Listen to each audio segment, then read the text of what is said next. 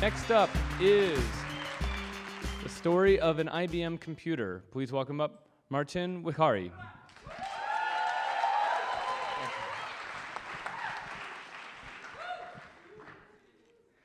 We dropped a bomb over Hiroshima in August 1945, and then a couple of days later we did the same with Nagasaki. That ended one war, but of course it started another. Just 4 years later, Soviet Union detonated their first atomic device, and 4 years after that, their first thermonuclear device. And there was a real fear that Soviet bombers would start flying over America, dropping nukes on the US soil. So the US Air Force decided to do something about it, and their idea was to build a computer. This is the official name of the computer. I'm not even going to try to pronounce it, but it also had a nickname, SAGE, stood for Semi-Automatic Ground Environment. And the idea behind this computer was to build a network of about 100 radar dishes on the borders of America and Canada, and then connect this computer to those dishes to monitor the sky, to make sure there's nothing funny happening, nothing that could potentially be a Soviet bomber.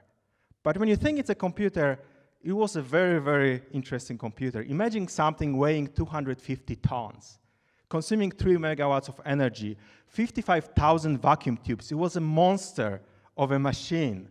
Now imagine 2 such computers. In case the first one, something went wrong, we could switch immediately to the second one as a backup. And then all the power supplies, all the modems, a huge building-size computer, as you can see here. Now imagine 24 such buildings in America and 1 in Canada. By far, the biggest computer ever built by that time, and still up until today, the biggest computer ever built, possibly the biggest that will ever build forever. It was also the most expensive computer ever built, 2 to 3 times as expensive as the Manhattan Project that started this whole mess, and possibly, approaching the size of the Apollo and the Space Shuttle programs. So the SAGE was deployed in between 1959 and 1963, and it amounted to precisely nothing.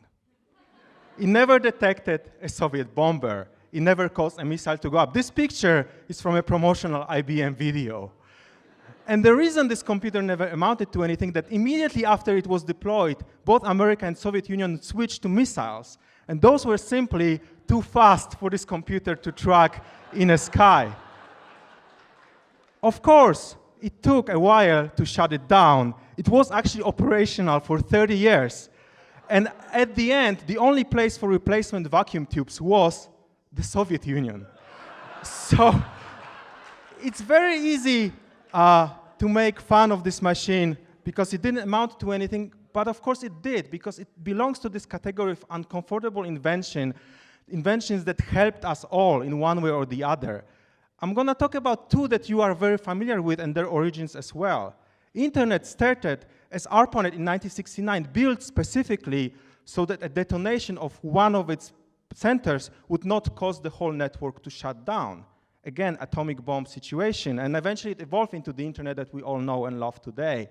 In 1983, a Korean air flight accidentally veered into a Soviet space and got shut down. 270 people died. That's why we have GPS for free for civilian use today, just to prevent something like this from happening.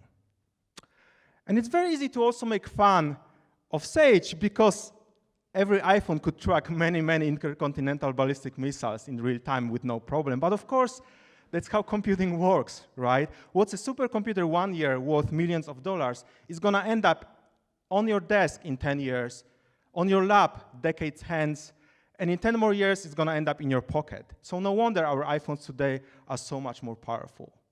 But we owe SAGE a lot. It was the first real-time computer.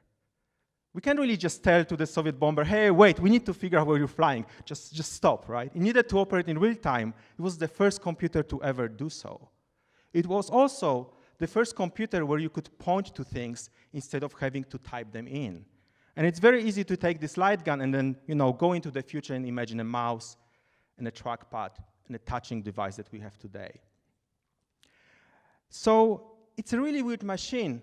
And it's weird to kind of romanticize and fetishize it, but it's also hard not to be in awe of it, because it's such an amazing and such a powerful machine. And if you need one more evidence how cool this machine was, I will leave you with this one picture. when was the last time you remember seeing a computer with a built-in ashtray and a cigarette lighter?